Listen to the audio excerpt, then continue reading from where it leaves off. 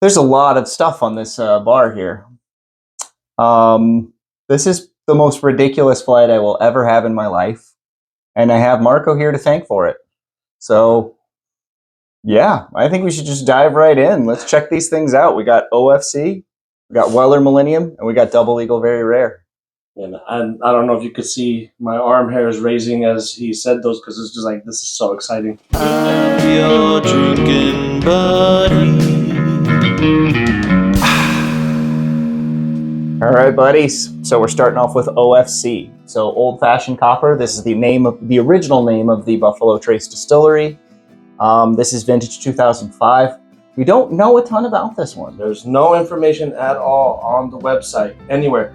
I called Buffalo Trace this morning because I was going to do tasting mats for the tasting, and I wanted to be able to, I want to give everybody the information they want and need, especially because I'm curious as well. But normally, old-fashioned coppers, the OFC bottles, they're all about 25 years old. They go off by vintages, and that's what they are known for. The first few that they released went up for auctions for charitable contributions. Then they started selling them. Yeah, so it's interesting. We don't know when it says vintage 2005 if that means that it was distilled in 2005, making it about 18 years old. About 19. 19 years old, yeah, sorry.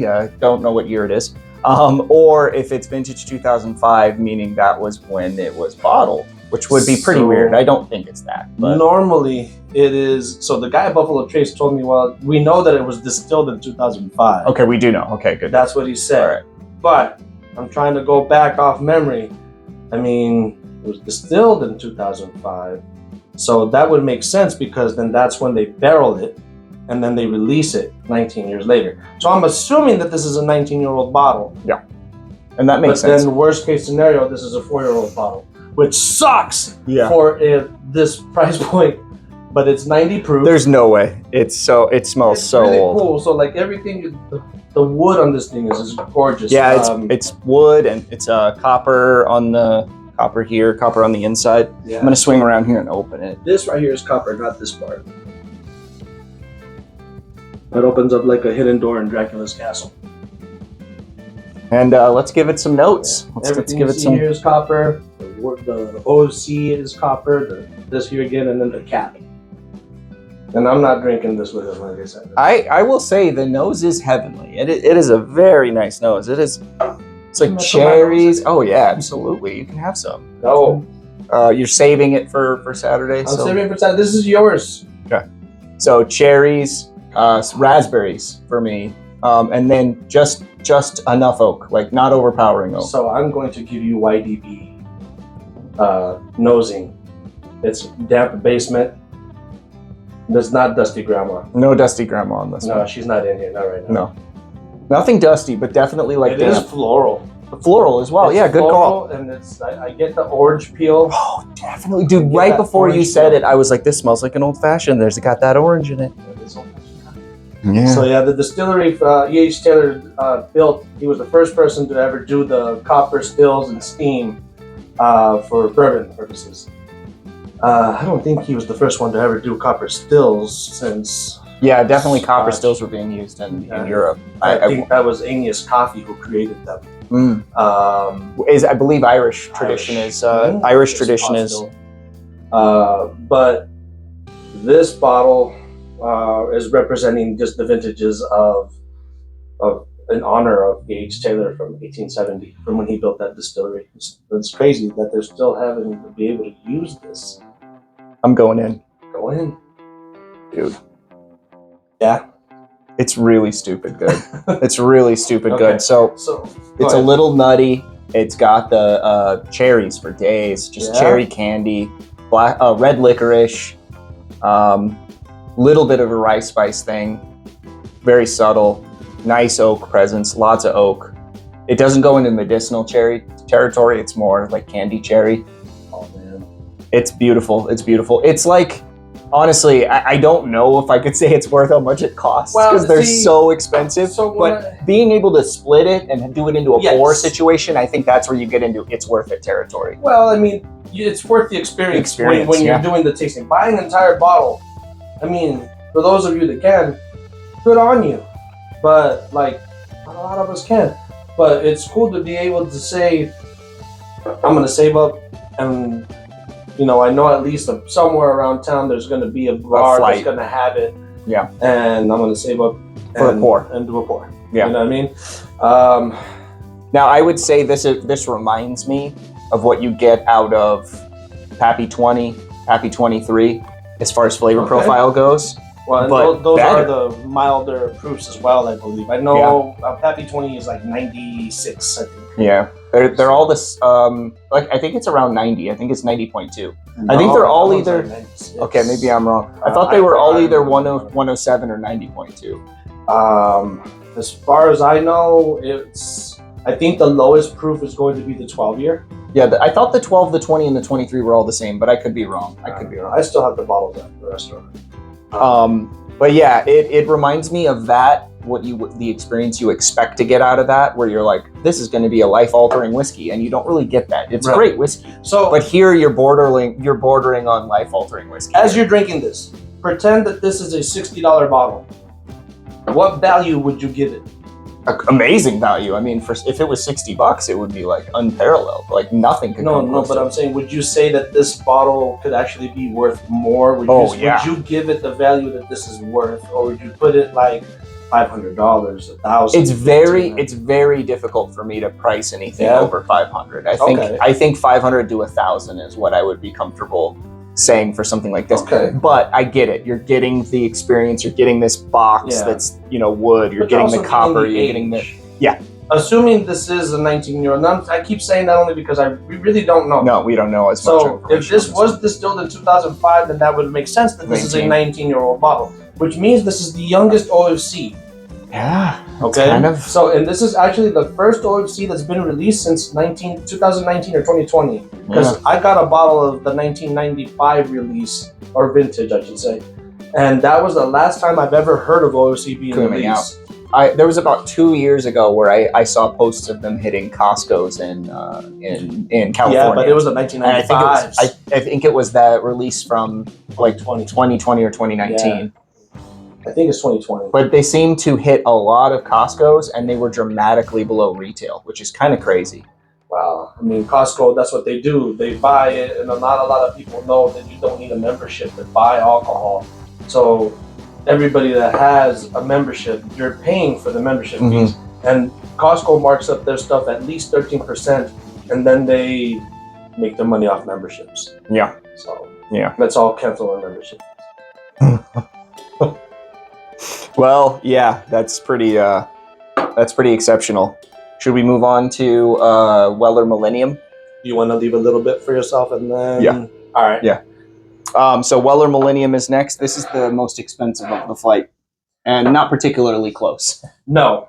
Now this is Weller Millennium. It is a blend of whiskeys made from 2000 to 2006. Wheated. So, but the way that they did it, so this is 99 proof. And they did a blend of straight wheated whiskeys and also blended wheated whiskeys. And they started off with Weller Special Reserve.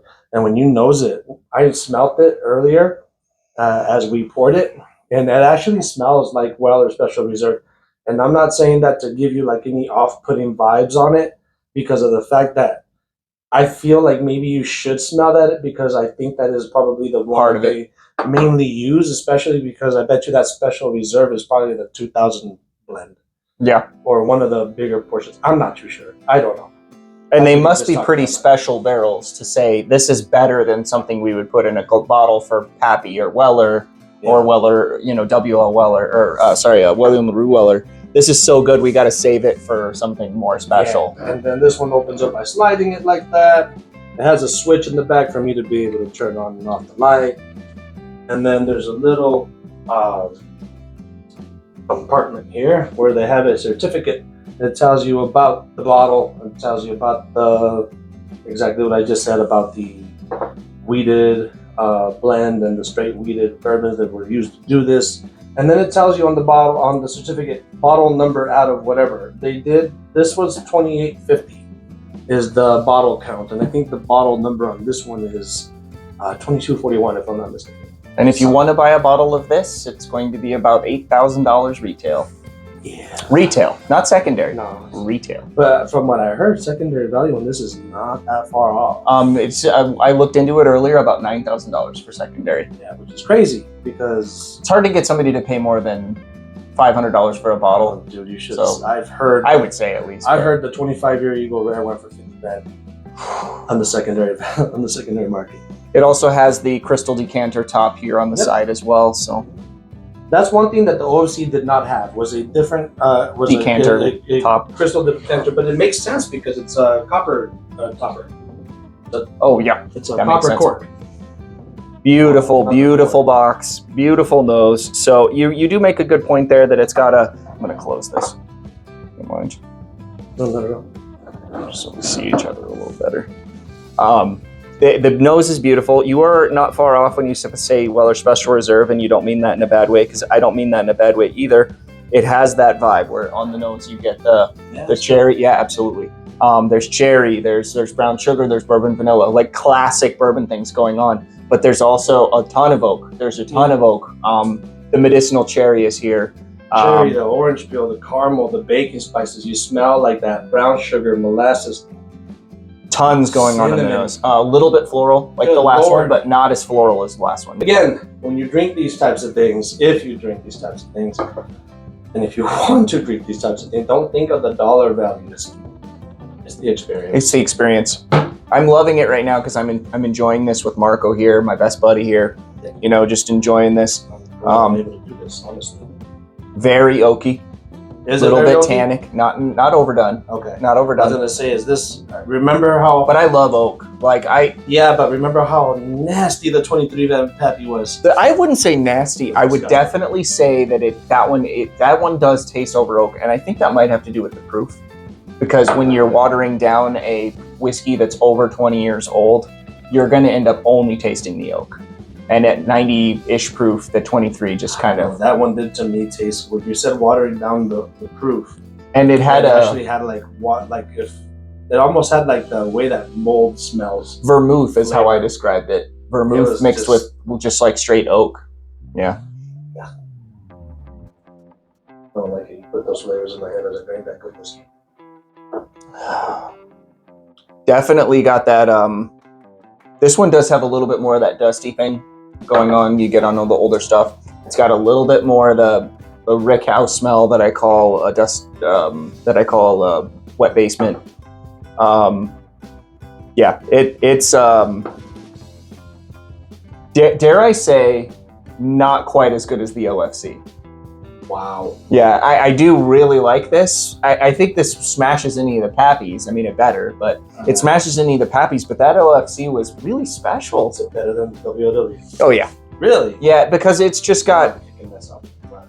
Why is that? Well, because like the event sold out, right?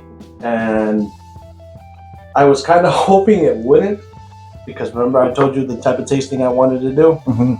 I really wanted to do that. I mean, I could have canceled it and just done it, but a lot of the people that are participating, I didn't really need to reach out very far to people to ask for this. Like I went after some people and they all said yes. Matter of fact, my phone that day went berserk. I didn't want to touch my phone for the remainder of the day, so I was just like, well, I had a lot of people asking to be a part of the tasting, but the people that had already said yes, you know, they responded really quick, and I was just like, well, everybody said yes, and then their availability for time was like, if we don't do this soon, I'm gonna have to wait till October. I was like, I can't sit on that. Yeah, no, it's way too expensive a bottle Yeah. to sit on that So long. I kind of give everybody an ultimatum. If you want to do it, Yeah, come I'm on gonna do it. Saturday. I was like, I'm leaving early Saturday. That's the way it's gonna have to be. We're gonna do it early in the morning on. The way you're doing it is really cool too, with the prime, serving up Wagyu steak. With it. No, You're I'm going not prime. doing. Yeah, Prime. the Wagyu I needed a month ahead. Okay. And it Yeah. was like $120 a pound. So Hey, the prime is amazing. I made some Yes. prime steaks the other day that absolutely I'm blew getting my a mind, 20. so. I'm doing a 20-ounce prime bone-in ribeye, and my mom's the in flight? And I'm sorry. And the flight? Yeah, and the flight, and I'm doing that for everybody, and gotta feed everybody, and then I'm gonna bring a little bit of a surprise. So why would I say this is better than WLW? And I don't know if I don't know if I would say that if I had it blind in a flight. Okay. I'll say that, I'll be honest. But I do think for 99 proof, I mean, how could you get this much flavor at 99 proof and this much finish and this much viscosity? Okay, so it's got a long finish? Yeah. Okay. Well, we could do it real quick. I mean, oh crap, that's right, it's right behind me. See, now he's doing my tasting that I had envisioned. But the tasting that I was going to do had started off with the Rather Reserve. so we're gonna let that sit for a The minute. ones that I thought. We'll let this sit for a minute. I have the glasses down here. When we do the finals, we'll there. Now we will remove. All right, now we have the final. The final in the flight here, we have the Double Eagle Very Rare. 20-year Buffalo Trace, 101 proof. But is it good? It better be. This one Beautiful also box. has a wooden box, and it's got a light in there. You got your Crystal Eagle, then the bottle down there with the Crystal Eagle inside it. Hence the name Double Eagle Very Rare. Best nose For so some people far? that don't know. Best nose so far? Let's Maybe? see. Oh, yeah. Yeah, I would say this is... Yeah, this is the... Man, this made my mouth water. This is, I think, the best nose so far. That is the best nose so far. That made my mouth water. It's got a lot of the things we've already talked about, the cherry, the vanilla, but this one is just more brown sugar. This is more... It's almost cookie dough. Okay, I could totally see that because I was about to say chocolate. There's a little bit of chocolate here. Yeah, it's almost cookie dough, but with all the baking spices. So it's imagining like if you're doing a chocolate chip cookie with a gingerbread cookie mix Mmm. with a little bit of a snickerdoodle. Yeah, because cinnamon's here. Man, that's just a beautiful nose. Mm-hmm.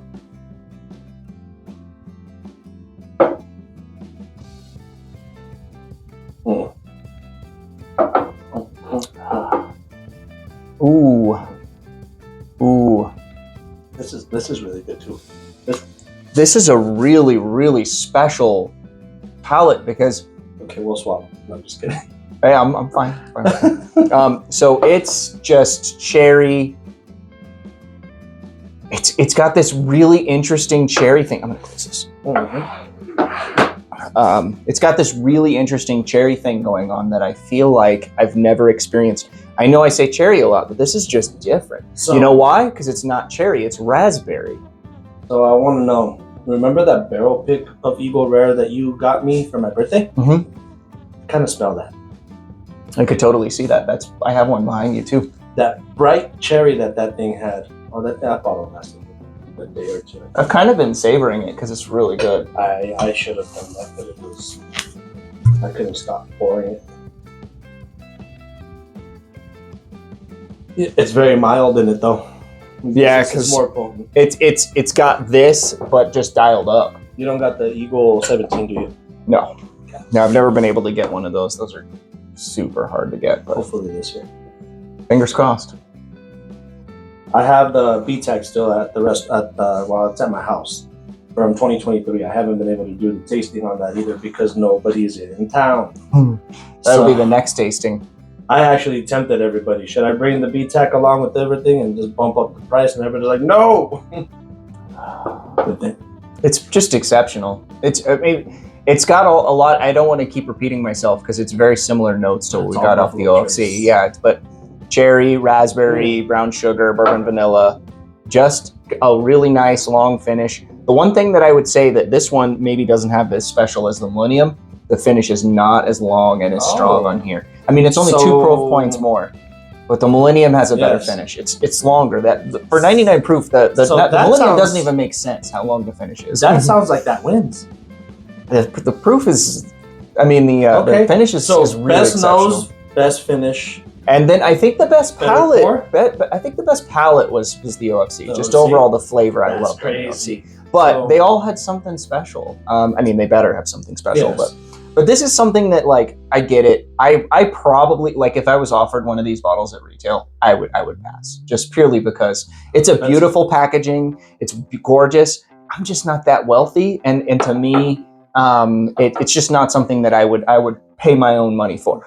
But having an opportunity to pay, you know, for a decent price for a pour, or for on a special occasion, or pay for a flight on a special occasion, if you have an opportunity to do that, I think that these would be worth doing for that reason. Try not to pay more than $150. That's that's MSRP for that one, but I mean For for a pour of it? For an ounce. Yeah.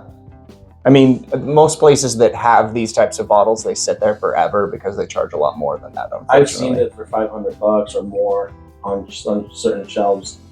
But the cool thing is, if you're thinking about the OFC, this is a year older than the OFC.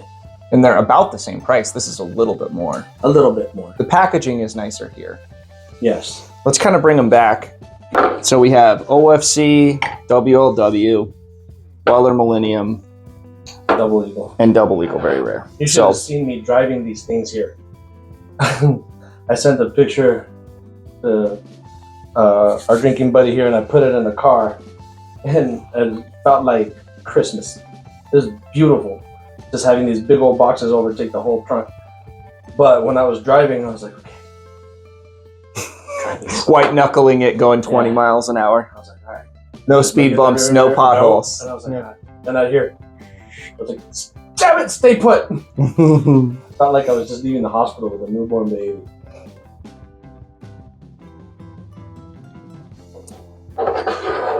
These are really good. Thank you for sharing these. And they are very rare.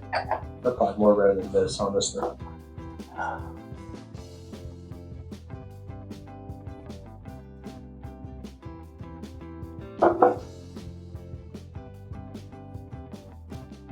The comparison between the two is actually quite stunning. Yeah? Cool. For being 99 proof, for being 126, 124, what is it? 120, 124.7. And the age is like half.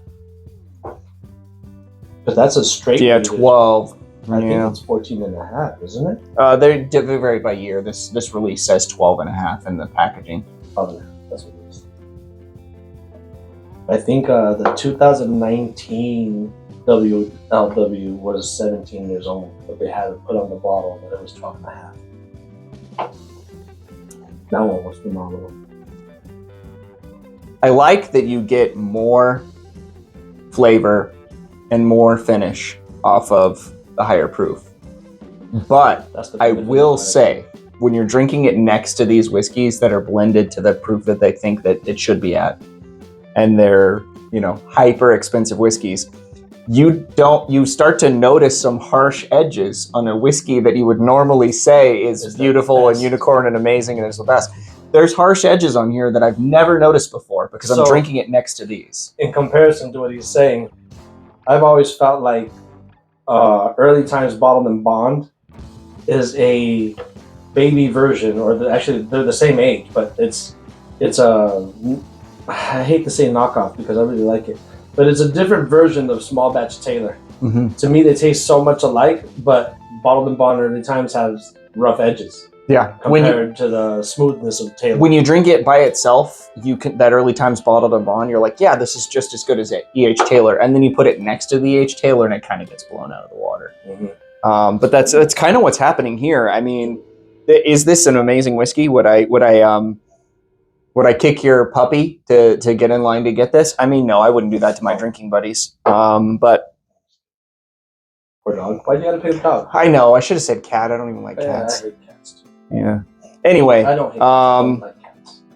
Interesting thing to do here, because there are some harsh edges on here that I never would have picked up drinking this. You know, even next to a GTS, even next to a King of Kentucky, you don't pick up on it. But now they're there. I don't necessarily think I can recommend these at retail or secondary, but I would definitely recommend them for the experience. The experience, get a pour of these if you can find them. you have that special experience. Don't do it by yourself. Don't just go to the bar and order a pour of it. You won't have the same experience. Do it on an anniversary. Do it on a birthday. Do it on on a special vacation. Do it with some buddies at your favorite bar, and have an experience about it. Because I think that's what makes drinking whiskey better. Is the experience is a big part of it. You could essentially do it on your own too. I mean, if you want to celebrate something, enjoy something. Like you got to celebrate. I got a promotion. I got a bonus check today. I'm like, I don't really need that money. What am I gonna do with it? Yeah, and I think that they are definitely an experience worth having. Because I generally will look at a release like this and I'll say, how can they charge that much when it's not even barrel proof? Yeah. Well, they removed the edges off of it and made a well-rounded WLW with 99 proof that drinks with the same flavor as the WLW. So I get it. I get why they did it, and they're putting it in such a fancy package. Just for me, it's too rich for me. But I love that you were able to have me try these. Nana's Kitchen, Tucson, Arizona. You guys got to check it out because great whiskeys like this come through there all the time. If you can't find something, ask Marco. He can try. Can't always do it, but he can try. There are definitely some bottles that your local liquor store is just not bringing in. So if you ask Marco, he can usually get them. A little tip that we realized for a couple months back, when the Jack Daniel's single barrel proof rye was still impossible to find in Arizona, we learned no one was freaking ordering it. No one wanted to put it on their shelves because you could get it from him anytime you wanted. Those are the types of things you realize when you have a friend who's there for his customers. Yeah. Who's there for his customers, and he will be there for you if you go check out Nana's Kitchen. Yeah, come on by. I'm not kidding when I say it's my favorite Mexican food. I love the Mexican food. It's my favorite Mexican food in Tucson. Thank you, man. I appreciate that. And I'm a connoisseur of Mexican food. It's my favorite type of food. You can ask either of my kids. Just say, hey, what's Daddy's favorite kind of food? They will say Mexican every time. I've seen them cook it. Yeah, I cook it pretty good. I do a decent job, mostly because I feel like I can kind of taste things. I can science experiment a little bit. So like I can taste something at a place and I'll be like, I can make that. I can't make it quite as good, but I can kind of emulate. But yeah, I was fun doing this. I know I didn't partake with him, but it's because I'm going to be partaking at the tasting. And he was supposed to be here, but he had to have a daughter that had a birthday that day. Like that was more important. Yeah. I don't know. I feel like he's just shunning me. Well, drinking buddies, I appreciate you watching. Thank you for all you do every time you guys. I appreciate you. Thank you so much for everything. Thank you. Amazing flight, mind-blowing flight. I could actually say the same. Good. I could actually say the same. Every time you guys like the videos, every time you guys subscribe to the channel, you make this thing possible. And like I said, Nana's Kitchen, Tucson, Arizona. Thank you guys. Thank you. Cheers. Cheers. I'm your drinking buddy.